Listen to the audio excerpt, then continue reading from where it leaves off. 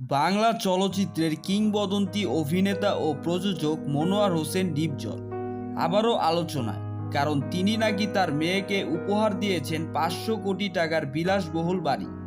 এই বাড়িটি নাকি তৈরি হয়েছে ঢাকার অন্যতম আভিজাত এলাকায়, যেখানে রয়েছে আধুনিক সব সুযোগ সুবিধা, ব্যক্তিগত সুইমিং পুল, হ্যালিপ্যাড, এমনকি আলাদা একটি সিনেমা হলও। বিস্তারিত জানাচ্ছি তার আগে আপনি যদি আমার চ্যানেলে নতুন হয়ে থাকেন তাহলে চ্যানেলটি সাবস্ক্রাইব করে পাশেই থাকুন। ধন্যবাদ। এক সূত্রে জানা গেছে, মেয়ের জন্মদিন উপলক্ষে এই উপহার দিয়েছেন ডিপজল। তিনি বলেন, আমার মেয়েই আমার গর্ব, ওর মুখে হাসি দেখলে আমার সব ক্লান্তি দূর হয়ে যায়।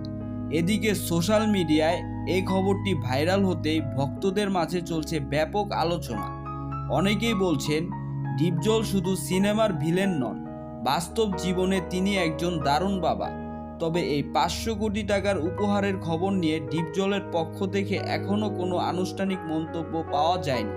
সো ভিউয়ার্স, এই বিষয়টি নিয়ে আপনাদের কি মতামত কমেন্ট করে জানাতে ভুলবেন না।